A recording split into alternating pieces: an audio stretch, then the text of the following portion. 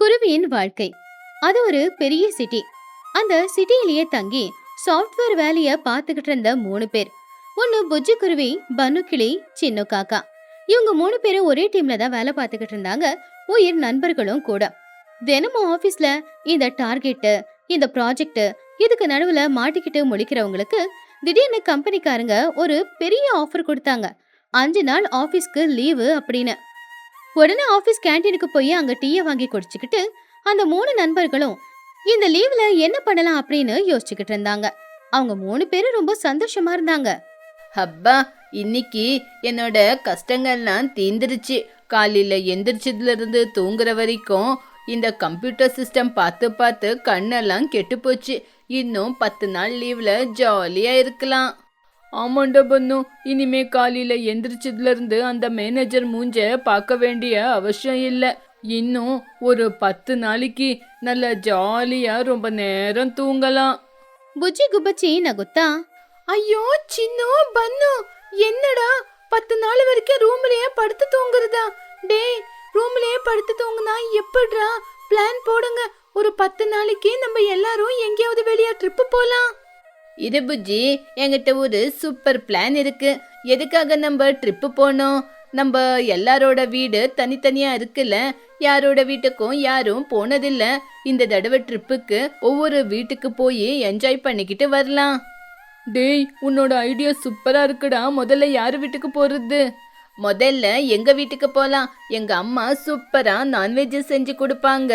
அதுக்கப்புறம் எங்க வீட்டுல 2 நாள் என்ஜாய் பண்ணதுக்கு அப்புறம் உன்னோட வீடு, அப்படின்னா சின்ன வீட்டுக்கு போலாம். நம்ம 2 பேரும் வீடும் சிட்டிலேயே இருக்கிறதுனால நம்மளுக்கு வெளியே போய் சுத்துறதுக்கு ரொம்ப டைம் வேண்டாம். அதுக்கப்புறம் நம்மளோட புஜ்ஜி வீடு, அப்படின்னா கிராமத்துல இருக்கிற புஜ்ஜியோட வீட்டுக்கு போலாம். அப்போ புஜ்ஜி கொஞ்சம் பதட்டமா, என்னது, எங்க வீட்டுக்கா? ஆமாம் புஜ்ஜி, உன்னோட வீடு இருக்கிறது கிராமத்துல தானே. சிட்டில நாங்க எல்லா பக்கமும் பார்த்துருக்கோம். அவங்க வீடு எங்க வீடு சிட்டில இருக்கிறதுனால இங்க வெறும் பொல்யூஷனா இருக்கு. அதே கிராமத்துல என்ஜாய் பண்ணிக்கிட்டு வரலாம். 10 நாள் லீவ் கொடுத்ததே ரிலாக்ஸ் ஆவறதுக்கு தானே. போய் என்ஜாய் பண்ணிக்கிட்டு வரலாம். டே பன்னு, உன்னோட ஐடியா 100% கரெக்டா. நாங்க சிட்டில சுத்தி சுத்தி போர் அடிச்சிருக்கு. புஜ்ஜியோட வீட்டுக்கு போலாம். புஜ்ஜி, உன்னோட கிராமத்துல அழகா சுத்தி காட்டணும், ஓகேவா? புஜ்ஜிக்கு உள்ளுக்குள்ள பயமா இருந்தாலும் வெளியில மட்டும் சிரிச்சுக்கிட்டு, சரிடா, வாங்க. உங்களை விட ஸ்பெஷல் எனக்கு வேற என்ன இருக்கு? நண்பர்கள் முடிவு பண்ண மாதிரியே முதல்ல அவங்க போனது பன்னுவோட வீட்டுக்கு. பன்னுவோட அம்மா சோட்டோ அவங்க 3 பேரையும் நல்லபடியா பாத்துக்கிட்டாங்க. பல வகையா சமைச்சும் போட்டாங்க. அதுக்கப்புறம் அவங்க சின்னுவோட வீட்டுக்கு போனாங்க. சின்னுவோட அம்மா சிச்சுவும் பசங்களை நல்லபடியா பாத்துக்கிட்டாங்க. இப்படியே நாட்களும் போச்சு. அதுக்கப்புறம் அவங்க 3 பேரும் சேர்ந்து பன்னுவோட கார்ல புஜ்ஜியோட ஊருக்கு வந்தாங்க. ஊருக்குள்ள கார் வந்த உடனேயே சுத்தி இருக்கிற பச்சை பசேல்னு இருக்கிற வயல் மரங்களை பார்த்து பன்னு சின்னு சந்தோஷப்பட்டாங்க. கார் ஊருக்கு நடுவுல வந்துச்சு. அப்ப பன்னு காரை நிப்பாட்டி, வாவ் புஜ்ஜி, உங்க ஊரு ரொம்ப அழகா இருக்கு. சுத்தமான காத்து வருது. இத்தனைக்கும் உங்க வீடு எங்க? அதோ அங்க பாரு, அழகா பெருசா ஒரு வீடு இருக்கு. முன்னாடி வேப்ப மரம் வேற இருக்கே, அதுதானே உன் வீடு? டே பன்னு, என்னடா பேசுற? நம்ம புஜ்ஜி சிட்டில சாஃப்ட்வேர் வேலை செஞ்சுக்கிட்டு மாசத்துக்கு லட்சக்கணக்கில் சம்பாதிச்சுக்கிட்டு இருக்கா. அவ போய் ஏன்டா இந்த ஓட்டு வீட்டுல இருக்க போறான்? இப்ப எல்லாம் கிராமத்துல இருக்கிறவங்க கூட சிட்டில இருக்கிறவங்க மாதிரியே பெரிய பெரிய வீடு கட்டிக்கிறாங்க. அங்க பாரு, 3 அடுக்கு மாடி வீடு இருக்கே, அதுதான் புஜ்ஜியோடதுன்னு நினைக்கிறேன். ஆமாம் தானே புஜ்ஜி, அதுதானே உங்க வீடு? புஜ்ஜி அவங்க சொன்னதை கேட்டு சிரிச்சுக்கிட்டு இருந்தா. அவ கண்ணுல இருந்து கொஞ்சம் கண்ணீரும் வந்துச்சு. டேய், நீங்க சொன்ன மாதிரி அந்த ஓட்டு வீடும் என்னோட இது இல்ல, அந்த 3 அடுக்கு மாடியும் என்னோட இது இல்ல. எங்க வீடு இன்னும் கொஞ்சம் தூரம் போனா கிடைக்கும். வாங்கடா, நான் கூட்டிட்டு போறேன். காரை அங்கேயே நிப்பாட்டிட்டு புஜ்ஜி அவங்க 2 பேரையும் கூட்டிக்கிட்டு ஊருக்குள்ள ஊரோட எல்லையில போனா. அங்க ஊரோட எல்லையில ஒரு காலி இடத்துல ஒரு பெரிய சிமெண்ட் பைப்பு இருந்துச்சு. அந்த சிமெண்ட் பைப்புக்கு வெளியில ஒரு மண்ணடுப்பு, அப்புறம் அந்த சிமெண்ட் பைப்புக்குள்ள கொஞ்சம் பாத்திரங்களை கழுவி கவுத்து வச்சிருந்தாங்க. உள்ளேயே ஒரு கொடியும் கட்டி வச்சிருந்தது. அந்த கொடியில துணியும் காய வச்சிருந்துச்சு. புஜ்ஜி பன்னு சின்னு 2 பேரையுமே அந்த பைப் கிட்ட கூட்டிக்கிட்டு போனா. பன்னு, சின்னு, நீங்க 2 பேரும் கேட்டீங்கல்ல எங்க வீடு எங்கேன்னு. இதோ இருக்கு பாரு, இதுதான் எங்க வீடு. இங்க நானும் எங்க அம்மா தான் இருக்கோம். பன்னு சின்னு 2 பேருமே அதை பார்த்து ரொம்ப ஆச்சரியப்பட்டாங்க. புஜ்ஜி, நீ ஒன்னும் தமாசு பண்ணலையே. இதான் உங்க வீடு? இது அண்டர் கிரவுண்ட்ல தண்ணி போக வைக்கிற பெரிய பைப்பு தானே? அப்போ சின்ன காக்கா, புஜ்ஜி, நீ ஒன்னும் ஃப்ராங்க் பண்ணலையே. நீ பெரிய சாஃப்ட்வேர் இன்ஜினியர். நீ போயும் இந்த சிமெண்ட் பைப்ல வீட கட்டிக்கிட்டு இருக்கியா? என்ன புஜ்ஜி? இல்லடா, நான் ஃப்ராங்க் பண்ணல. மழை வந்தாலும் வெயில் அடிச்சாலும் இதுதான் எங்க வீடு. நான் உண்மைதான் சொல்லிக்கிட்டு இருக்கேன். நண்பர்கள் 3 பேரும் அப்படி பேசிக்கிட்டு இருக்கும்போது தூரத்துல இருந்து புஜ்ஜியோட அம்மா துணிக்குருவி தலையில பெரிய விறகு சுமைய சுமந்துக்கிட்டு வந்துகிட்டு இருந்தா. துணியோட அம்மா முகம் வாடி போயிருந்துச்சு. ஏன்னா அவ வெயில கஷ்டப்பட்டு வேலைக்கு போயிட்டு திரும்ப வந்துகிட்டு இருந்தா. தூரத்துல இருந்து புஜ்ஜிய பார்த்த உடனே அவ கண்ணுல சந்தோஷம். அந்த விறகு கட்டு சுமைய கீழே போட்டுட்டு வேகமா ஓடி வந்து புஜ்ஜிய துணி கட்டி பிடிச்சுக்கிட்டா. புஜ்ஜி, என் மகளே, இப்பதான் வந்தியா? அவ்வளோ தூரத்துல இருந்து டிராவல் பண்ணி வந்தது உனக்கு ரொம்ப டயர்டா இருக்கா? நீ வரேன்னு சொல்லியிருந்தா உனக்கு நான் சமைச்சு வச்சிருப்பேன்ல. ஏம்மா சொல்லவே இல்லை? அம்மா, நான் நல்லா இருக்கேம்மா. நான் வரேன்னு சொன்னா நீங்க கூலி வேலைக்கு போக மாட்டீங்கன்னு நான் உண்மையை சொல்லலம்மா. புஜ்ஜி நண்பர்களை காட்டி, அம்மா, இவங்க 2 பேரும் என்னோட ஃப்ரெண்ட்ஸ். பன்னு, சின்னு ஆபீஸ்ல என்னோட க்ளோஸ் ஃப்ரெண்ட்ஸுங்க. 10 நாள் லீவுக்கு நம்ம கிராமத்தை சுத்தி பார்க்க வந்திருக்காங்க.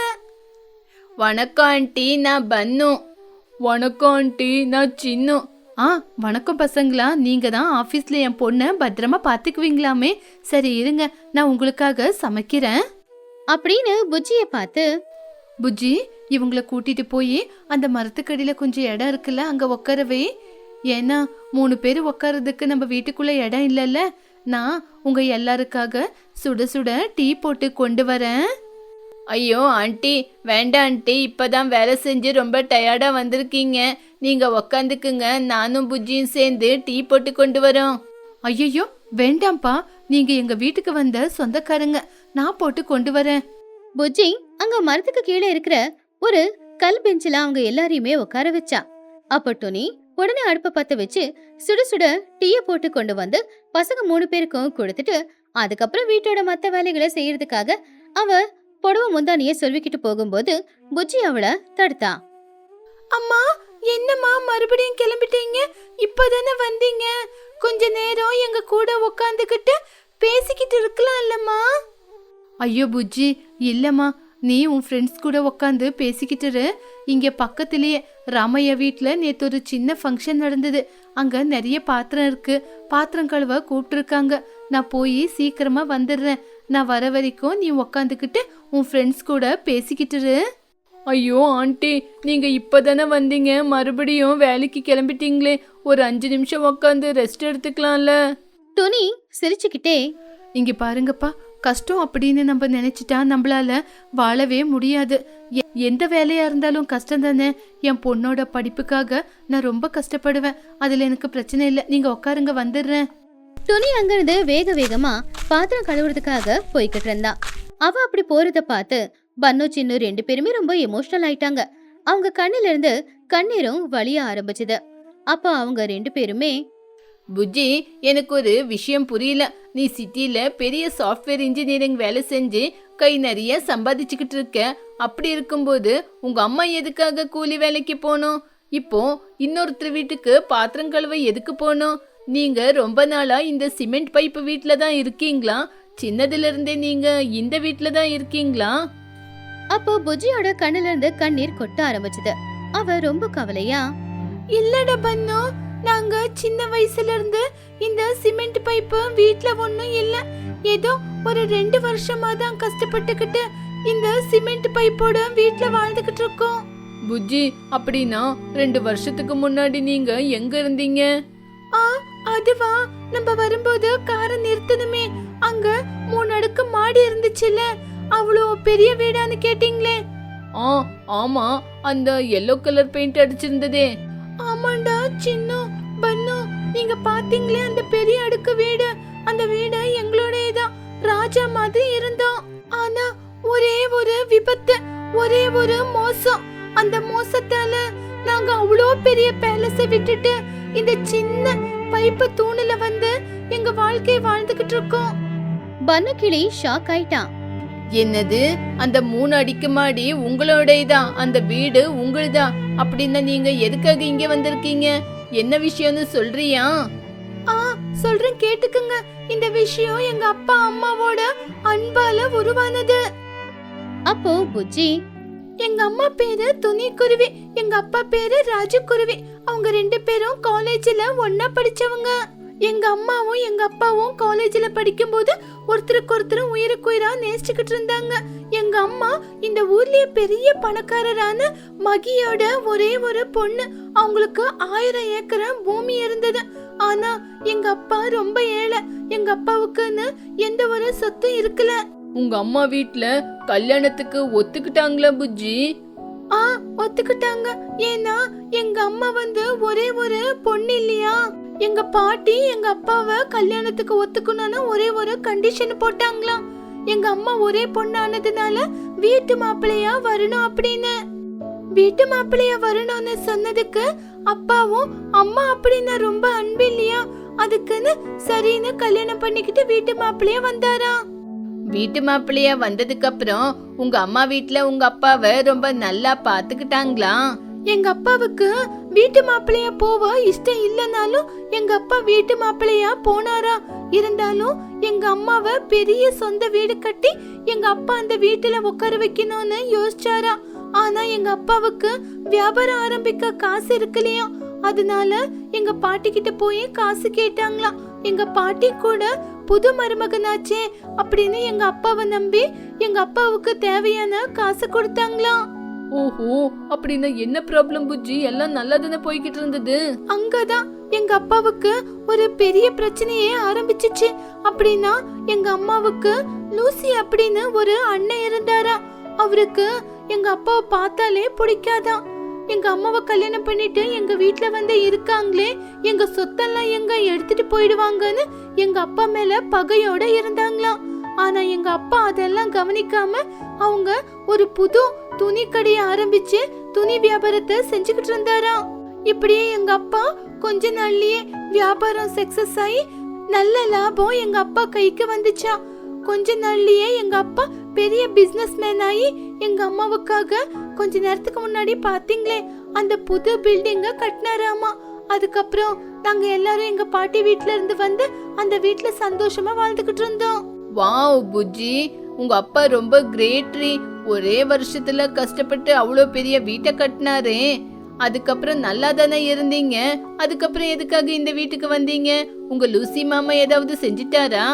புஜ்ஜி கண்ணுல கண்ணீரோட, ஆமாண்டா பன்னு, எங்க அப்பா சக்சஸ்ஃபுல்லா நல்ல பணத்தை சம்பாதிச்சுக்கிட்டு வந்துகிட்டு இருந்தது. எங்க மாமா அதான் லூசி இருந்தாருல, அவருக்கு பொறுக்கல. அதனாலதான் பொறாமல எப்படியாவது எங்க அப்பாவோட பிசினஸ் மடக்கணும் அப்படின்னு அவரு ஒரு பிளான போட்டாரு. பிளாஷ்பேக்ல லூசிபுரா ராஜு கிட்ட பேசிக்கிட்டு இருந்துச்சு. வணக்கம் மாமா, நீங்க நல்ல முன்னேற்றத்துல போய்கிட்டு இருக்கீங்க. உங்களை பார்த்தா யாரா இருந்தாலும் தலை குனிஞ்சுதான் ஆகணும். அத கேட்டு ராஜு, எல்லாமே உங்களாலதான் மச்சான். சொல்லுங்க என்ன விஷயம்? மச்சான், எனக்கு ஒரு பெரிய கான்ட்ராக்ட் கிடைச்சிருக்கு. நம்ம துணிய வெளிநாட்டுக்கு எக்ஸ்போர்ட் பண்ணலாம்.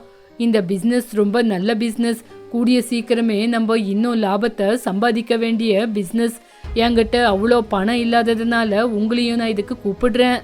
அது மட்டும் இல்லாம உங்களுக்கு இந்த பிசினஸ்ல அனுபவம் இருக்கு. அதனாலதான் நம்ம 2 பேரும் சேர்ந்து பார்ட்னரா நடத்தலாம். எங்க அப்பா அவங்களோட வார்த்தையை கேட்டு அது உண்மைன்னு நினைச்சு எல்லாத்தையும் நம்பிட்டாரு. சொந்த மச்சானாச்சே, அவரை ஏமாத்த மாட்டாருன்னு நம்பி அவரு கேட்ட அளவுக்கு பணத்தை கொடுத்து அக்ரிமெண்ட்டை கூட போட்டுக்கிட்டாரு. அந்த லூசி மாமா எங்க அப்பாவை ஏமாத்தி நடு வீதியில எங்க அப்பாவை நிக்க வைக்கணும்னு பிளான் பண்ணி எங்க அப்பாவை ஏமாத்தி எங்க அப்பாவை கடன்ல தள்ளிட்டாரு.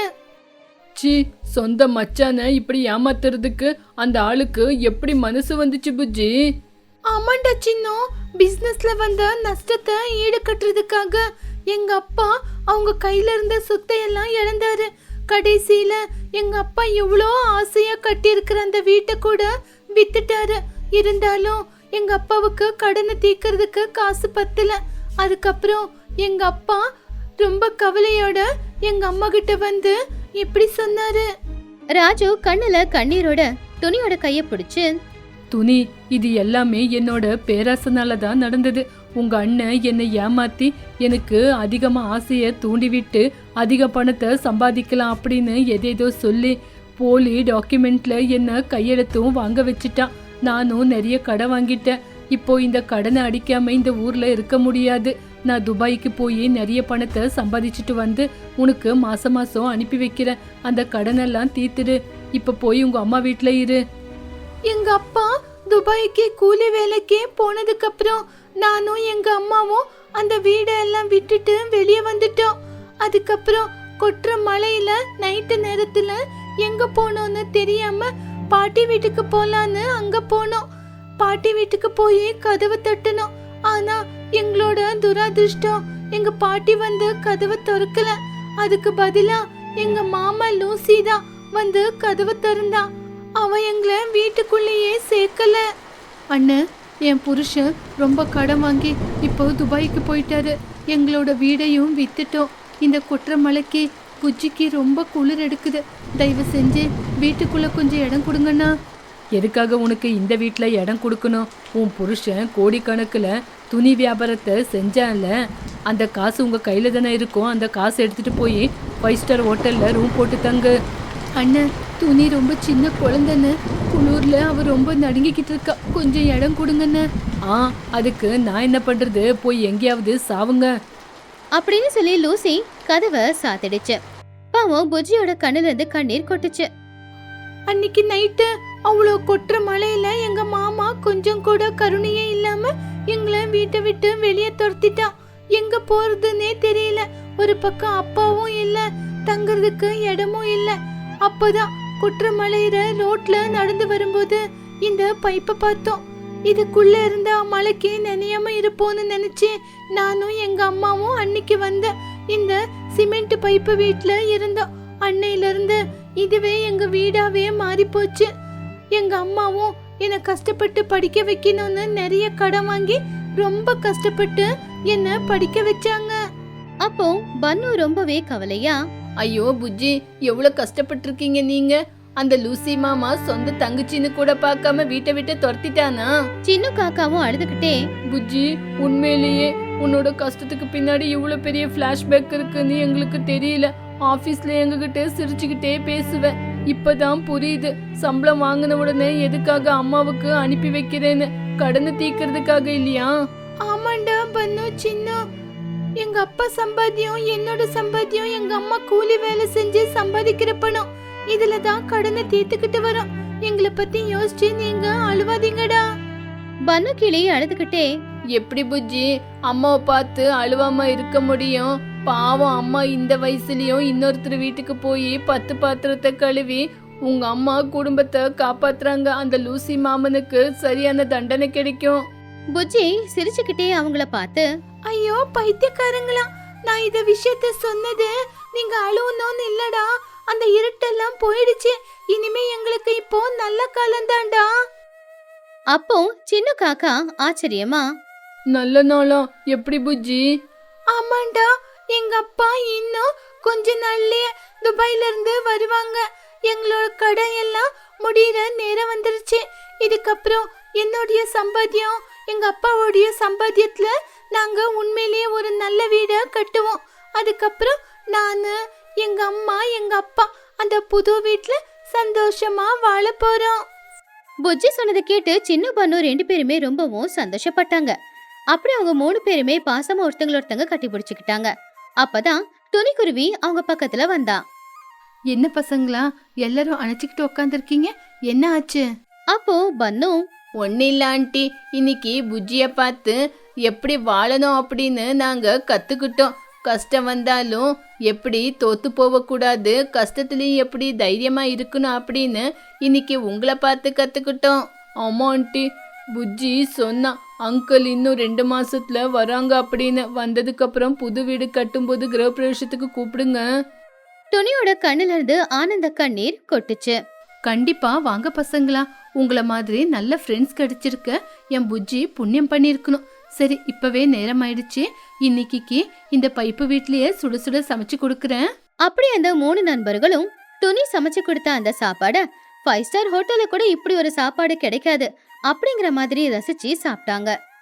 கஷ்டம் நிரந்தரம் இல்ல, பாசமும் அன்பும் உழைப்பும் இருந்தா போதும், எல்லா கஷ்டத்துல இருந்தும் மீண்டு வரலாம் அப்படின்னு புஜ்ஜி குருவி எல்லாருக்குமே அன்னைக்கு நிரூபிச்சிருந்தா. மரத்தில் 3 டாய்லெட்கள். ஆனந்தபுரம் அப்படிங்கிற கிராமத்துல இருக்கிற வீடுங்க எல்லாமே சந்தோஷமா இருந்தாலும் கூட துணி வாழ்ந்துகிட்டு இருக்கிற வீட்டுல மட்டும் எப்பவுமே ஒரு கஷ்டம் இருந்துகிட்டே தான் இருக்கும்.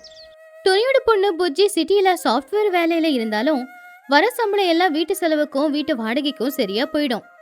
ஒரு நாள் பன்னு, சின்னு, புஜ்ஜி 3 பேருமே கம்பெனில இருந்து ஒர்க் ஃப்ரம் ஹோம் கேட்டு வாங்கிக்கிட்டு ஊருக்கு வந்துட்டாங்க. அப்போ புஜ்ஜிய பார்த்ததுமே துணி, என்னடா புஜ்ஜி, பட்டணத்தை விட்டுட்டு இந்த கிராமத்துல வந்து உக்காந்துருக்க? அங்க என்னவோ நீ ரொம்ப நிம்மதியா இருந்த, ஆனா இங்க கரண்ட்டும் இல்ல, சரியான நெட்வொர்க்கும் இல்ல. ஐயோ அம்மா, அந்த சிட்டில வேர்த்து கொட்டிக்கிட்டு எப்ப பார்த்தாலும் ஏசிலேயே உக்காந்து இருக்கணும். ஆனா இங்க அதுவும் நீங்க என் பக்கத்துல இருக்கும்போது எனக்கு அந்த வேர்க்கிறதே தெரியலம்மா. ரொம்ப நல்ல சில்லுன்னு இருக்கு. ஆனா ஒண்ணுதாம்மா, பாத்ரூம் போகும்போது அந்த சொம்பை எடுத்துக்கிட்டு போகணுமே, அதுதான் என் மரியாதை போற மாதிரியே இருக்கு. என்ன பண்றது புஜ்ஜி, நம்மளுக்கு ஒரு வீட்டை கட்ட முடியல, ஒரு பாத்ரூமும் கட்ட முடியல. அந்த அளவுக்கு நம்ம கிட்ட வசதி இல்லை. அந்த சிச்சுவோட வீடை பாரு, எவ்வளவு பெரிய வீடு, எவ்வளவு பெரிய பாத்ரூம். ஐயோ அம்மா, நான் இப்ப நல்லா தானே இருக்கேன், நல்லா தெளிவா புத்தி இருக்கு, நல்ல வேலை இருக்கு, கை நிறைய சம்பாதிக்கிறேன், இன்னும் என்னமா வேணும்? அப்படி அன்னைக்கு ராத்திரி நேரம் ஊர் எல்லையில இருக்கிற ஆத்தங்கரையோரமா புஜ்ஜி, பன்னு, சின்னு 3 பேரும் அவங்க ஃபேவரட் பிளேஸ்ல சந்திச்சுக்கிட்டாங்க. அந்த வெண்ணிலா வெளிச்சம் ஆத்து தண்ணியில பட்டு ஆத்து தண்ணியும் கூட வெள்ளி மாதிரி ஜொலிச்சுக்கிட்டு இருந்துச்சு. புஜ்ஜி, என்னோட லேப்டாப்பை ஓபன் பண்ணும்போது எனக்கு அதுக்கு முன்னாடி இந்த கிணத்துல இருக்கிற மீன் தான் தெரியுது. மீட்டிங்ல இருக்கும்போது கோழி கத்துற சத்தத்தை கேட்டு பாஸ் ஃபயர் ஆயிட்டாரு.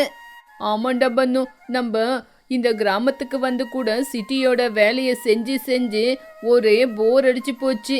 நம்ம புதுசா ஏதாவது ட்ரை பண்ணணும். கூகுள் கம்பெனிக்காரனே நேரா வந்து நம்மள தேடி வேலை கொடுக்கணும். டே பன்னு, சரியான வேலைன்னு நீ சொல்லும் போதுதான் எனக்கு ஒரு யோசனை வந்தது. நம்ம ஊருக்குள்ள யாரோட வீட்லயும் சரியான பாத்ரூம் இல்லாம போயிடுச்சேடா. என்ன பேசுற புஜ்ஜி, பாத்ரூமை கட்டி குடிக்க நம்ம என்ன முனிசிபாலிட்டிக்காரங்களா இல்ல பிளம்பிங் வேலை செய்யறவங்களா? ஐயோ பன்னு, நான் எதுக்காக சொல்றேன்னா, நம்மளோட ஒவ்வொரு வீட்டுக்கும் பாத்ரூம் இல்லல, அதனாலதான் வீட்டாண்டையோ இல்லது மரத்து மேலேயோ ஹைடெக் டாய்லெட் கட்டணும். அப்போ சின்னு சத்தமா சிரிச்சு, என்னது, மரத்து மேல டாய்லெட் கட்டணுமா? புஜ்ஜி, உன்னோட சாஃப்ட்வேர் மைண்டுக்குள்ள இவ்வளோ பெரிய வைரஸ் இருக்கா? என்ன புஜ்ஜி சொல்ற? மரத்து மேல டாய்லெட் கட்டுனா கீழே உக்காந்துருக்கிறவங்களோட நிலைமை என்ன? கீழே உக்காந்துக்கிறவங்க தலைமையில ஹெல்மெட்டை தான் போட்டுக்கணும். ஆமாண்டா, மேல இருந்து கிராவிட்டி ஃபோர்ஸ் மேல விழுந்தா ஜனங்க நம்மள அடிச்சு விரட்டுவாங்க. ஆமா, உன்னோட ஐடியா தான் என்ன?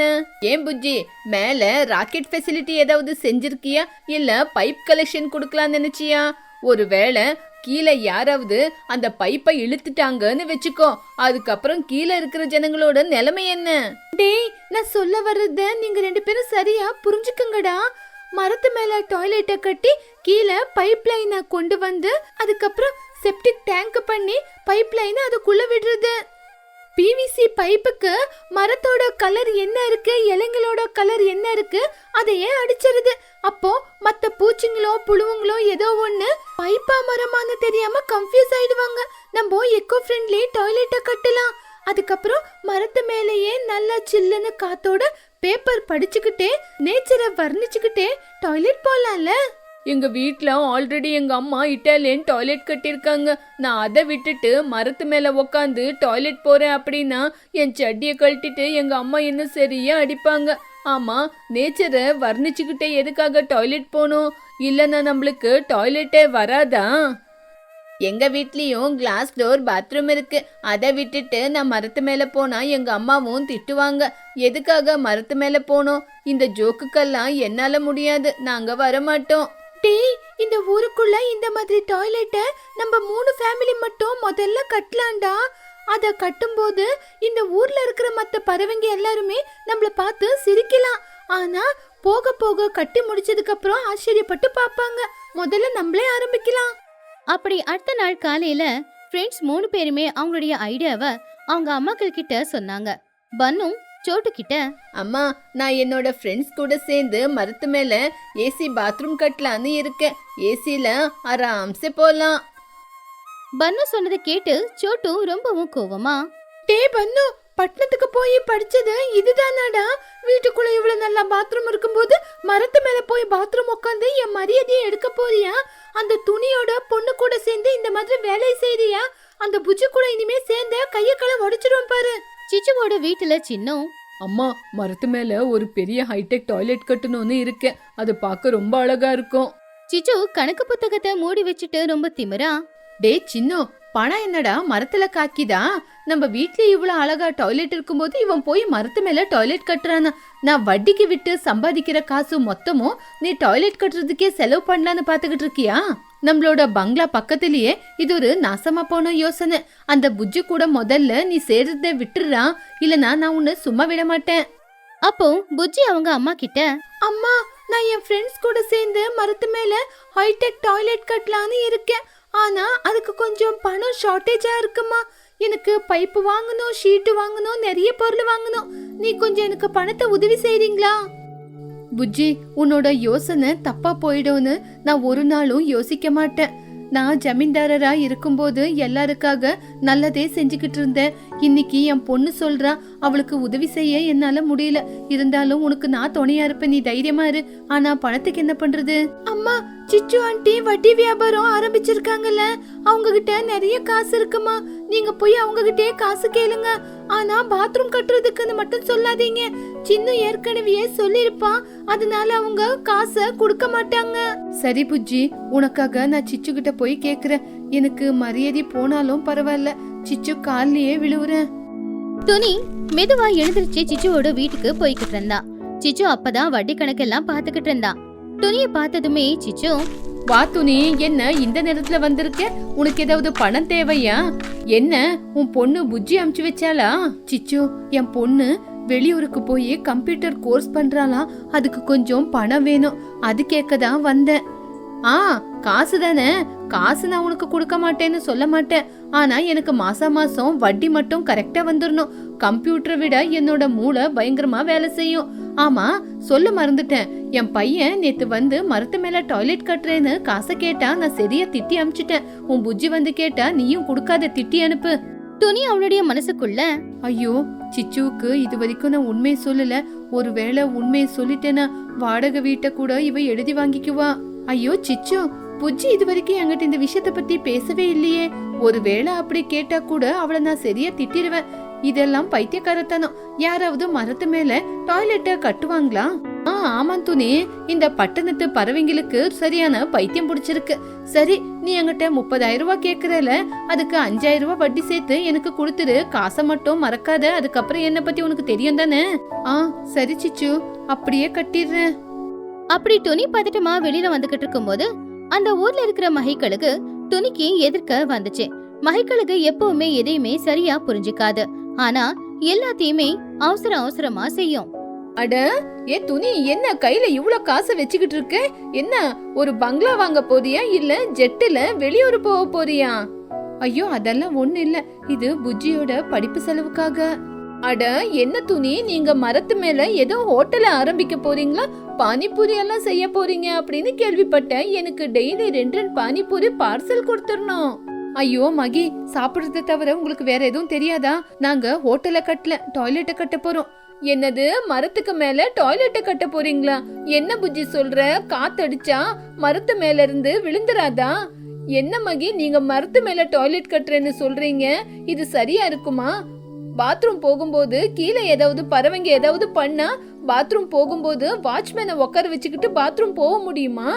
ஐயோ பைத்தியக்கார மகி, காத்துல எல்லாம் விழுவாது, ரொம்ப கட்டியா தான் கட்டுவாங்க. ஐயோ துணி, பாத்ரூம் கட்டினதுக்கு அப்புறம் அது மேல போய் நான் உக்காந்து எங்கேயாவது விழுந்துட்டேனா ஒரே தடவை, அதுக்கப்புறம் என்ன யாரு பாத்துக்குவாங்க? இங்க பாரு, அங்க கார் சீட்டு மாதிரி ஏதாவது பெல்ட் போடுற மாதிரி இருந்தா சொல்லு. ஆமா, நீங்க எப்ப டாய்லெட்டை ஓபன் பண்ண போறீங்க? ரிப்பன் கட் பண்ணும்போது என்ன கூப்பிடுங்க, நான் வரேன். சரி மகி, நீ கிளம்பு, உனக்கு அப்புறமா சொல்றேன் அப்படின்னு மகியும் அனுப்பி வச்சிடுச்சு. அன்னைக்கு ராத்திரி மறுபடியும் 3 நண்பர்களும் சந்திச்சுக்கிட்டாங்க. பன்னு சின்னவோட முகம் வாடி போயிருந்துச்சு. ஏ புஜ்ஜி, எங்க அம்மா கிட்ட நான் மரத்து மேல டாய்லெட் கட்டலாம் அப்படின்னு சொன்னதுக்கு எங்க அம்மா வேண்டான்னு என்ன அடிச்சுட்டாங்க. என் கையில இருந்த டெபிட் கார்ட்ஸ், ஏடிஎம் கார்ட்ஸ் எல்லாமே எங்க அம்மா என்கிட்ட இருந்து புடுங்கி வச்சுக்கிட்டாங்க. ஆமா புஜ்ஜி, எங்க அம்மா கூட என்ன திட்டினாங்க. வட்டி காசுலயே என்ன விரட்டி அடிச்சாங்க. இதுக்கப்புறம் நான் வரமாட்டேன். நீங்களே ஏதாவது பண்ணிக்கிங்க ஃப்ரெண்ட்ஸ். இங்க பாருங்க ஃப்ரெண்ட்ஸ், நீங்க யாரும் வரலனா கூட பரவாயில்ல, நான் கண்டிப்பா டாய்லெட்டை கட்டி முடிப்பேன். எனக்கு யாரு துணை இல்லைனாலும் பரவாயில்ல, என் கூட எங்க அம்மா எனக்கு துணையா இருக்காங்க. புஜ்ஜி ஆண்டி கிட்ட போய் எங்க அம்மா எனக்காக காசு வாங்கிட்டு வந்திருக்காங்க. கண்டிப்பா நான் 3 டாய்லெட்டை கட்டுவேன். புஜ்ஜி, நாங்க தான் வரமாட்டேன்னு சொல்றோம்ல, அதுக்கப்புறம் எதுக்காக 3 டாய்லெட் புஜ்ஜி? அது எதுக்கு அப்படின்னு உங்களுக்கே தெரிய வரும். சரி, உங்க 2 பேருக்கும் ஆல் தி பெஸ்ட் அப்படின்னு சொல்லி புஜ்ஜி அங்கிருந்து போயிட்டான். புஜ்ஜியும் துணியும் 2 பேரும் அவங்க கிட்ட இருக்கிற பணத்தை வச்சு சில பொருட்களை வாங்கி ராம பகலுமா கஷ்டப்பட்டாங்க. அவங்க கிட்ட இருக்கிற மூங்கில் கொம்பு, ஷீட்டு, அப்புறம் குளம் இது எல்லாத்தையும் வச்சு மரத்துக்கு மேல 3 டாய்லெட்டை அவங்க கட்டிட்டாங்க. பாவம், அவங்க 2 பேரும் ரொம்ப கஷ்டப்பட்டாங்க. புஜ்ஜி, இந்த பைப்பெல்லாம் தூக்குறதுக்குள்ள என்னோட உயிர் போய் உயிர் வந்துருச்சு. இருந்தாலும் நீ பாத்ரூம் கட்டுறேன்னு சொன்னப்போ என்னால ஆன உதவியை செய்யணும்ல. அப்போ புஜ்ஜி, அம்மா நீங்க நம்பிக்கையோட இருங்க. இத கட்டி ஆனதுக்கு அப்புறம் எல்லாரும் நம்மள பார்த்து ஆச்சரியப்படுவாங்க. இத நம்ம வாடகைக்கு கூட விடலாம். ஒரு நாள் ராத்திரி வேலை செஞ்சுக்கிட்டு இருக்கும்போது துணி புஜ்ஜி கிட்ட, புஜ்ஜி, அவங்க எல்லாம் வேண்டான்னு சொல்லிட்டாங்கல்ல, மறுபடியும் எதுக்காக 3 டாய்லெட் கட்டுற?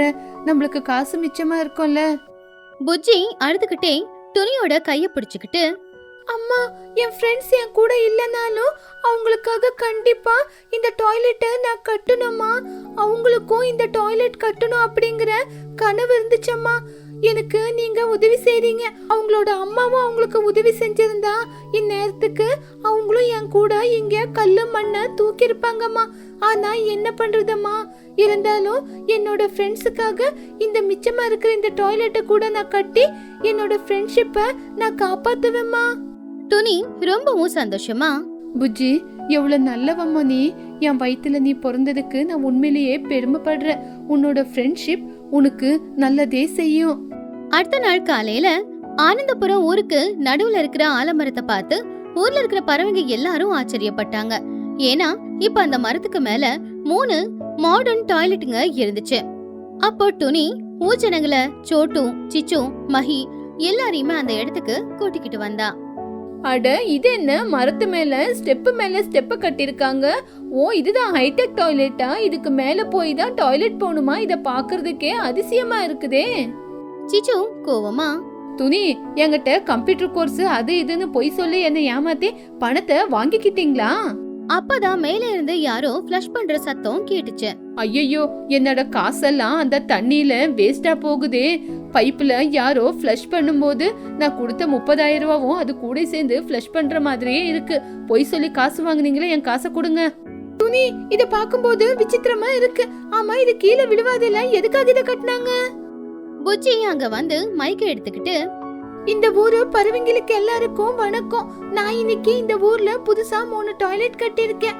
1 என் குடும்பத்துக்கு, இன்னும் 2 என் கூட இருக்கிற என்னோட நண்பர்களுக்கு.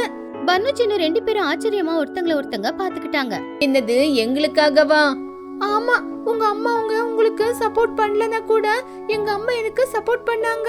இது உண்மையிலேயே உங்களுக்காக தான். நீங்க சின்ன வயசுல கனவு கண்டீங்க. அந்த கனவை நிறைவேத்துறதுக்கு உங்க அம்மா உங்களுக்கு ஹெல்ப் பண்ணல. ஆனா எங்க அம்மா என் கூடயே இருந்து எனக்கு உதவி செஞ்சிருக்காங்க. நான் உங்க சின்ன வயசு கனவை கலைக்கல. உங்களுக்காக தான் இந்த டாய்லெட்டை நான் கஷ்டப்பட்டு கட்டியிருக்கேன். சோட்டு அழுதுகிட்டே புஜ்ஜி பக்கத்துல வந்து, புஜ்ஜி, எங்களை மன்னிச்சிடுமா. பணம் இருக்கிற திமிர்ல பேசணுமே தவிர எங்க பசங்களோட கனவு பத்தி நாங்க யோசிக்கல. எங்க பசங்களோட கனவுக்காக இன்னைக்கு நீ காசு கடன் வாங்கி இந்த டாய்லெட்டை கட்டிருக்க. பணம் இருந்தாலும் கனவு நிறைவேற்ற முடியாம நிக்கிறோம். அப்போ சிச்சு காக்காவும் ரொம்பவும் எமோஷனலா, புஜ்ஜி, ஒரு அம்மாவா என் குழந்தையோட கனவை நான் நிறைவேற்றல. ஆனா ஃப்ரெண்ட்ஷிப்பை காப்பாத்துறதுக்காக, அவங்க கனவை நிறைவேற்றுறதுக்காக நீ இந்த டாய்லெட்டை கட்டியிருக்க. உன்னோட ஃப்ரெண்ட்ஷிப் தான் பெருசு. நீ கொடுக்க வேண்டிய காசெல்லாம் மண்ண பண்ற. இப்போ இந்த டாய்லெட்ல நான் தான் போய் உட்காருவேன். மகிக்கழுகு படியேறி போய் திரும்ப வந்து சந்தோஷமா, அட, உள்ள போய் உக்காந்தா எவ்வளோ அழகா ஊரெல்லாம் நல்லா தெரியுது. காத்து கூட நல்லா சில்லுன்னு நல்லா வீசுது. அப்படியே ஃப்ளைட்ல உக்காந்து இருக்கிற மாதிரியே இருக்கு. ஃப்ளைட்ல உக்காந்த உடனே நல்ல லேண்டிங் சத்தம் கேட்குற மாதிரி ஃப்ளஷ் பட்டனை தொட்ட உடனே அந்த சத்தத்திலேயே நாங்க ஃப்ளைட்டு லேண்ட் ஆகி கீழே இறங்குற மாதிரியே இருக்கு. புஜ்ஜி, மரத்து மேல உக்காந்துக்கிட்டு பக்கத்துல பார்த்தா பக்கத்து மரத்துல இருக்கிற குரங்கு கூட எங்களுக்கு ஹாய் பண்ற மாதிரியே இருக்கு. ஃப்ரெண்ட்ஷிப்பை மறக்காம எங்களுக்காக கட்டியிருக்க. பன்னு சின்னு புஜ்ஜிய கட்டி பிடிச்சுக்கிட்டு, தேங்க்ஸ் புஜ்ஜி, நம்ம ஃப்ரெண்ட்ஷிப்புக்காக இதெல்லாம் செஞ்சிருக்கே. நீ நம்ம ஃப்ரெண்ட்ஷிப் எப்பவுமே இப்படியே இருக்கணும்டா. அப்படி ஊர்க்காரங்க எல்லாருமே கைத்தட்டி புஜ்ஜி குருவிய பாராட்டினாங்க. புஜ்ஜி குருவி கட்டின இந்த மரத்துக்கு மேல இருக்கிற டாய்லெட் ஐடியா உங்களுக்கு எப்படி தோணுச்சு அப்படிங்கறத கமெண்ட்ஸ்ல சொல்லுங்க. இந்த கதையில இருக்கிற நீதி என்னன்னா, அன்புக்கும் பணத்துக்கும் எந்த ஒரு சம்பந்தமும் இல்ல. உதவி செய்யணும் அப்படிங்கிற எண்ணம் இருக்கிற இடத்துல அன்பு தானாவே நிறைஞ்சிருக்குன்னு தான் அர்த்தம்.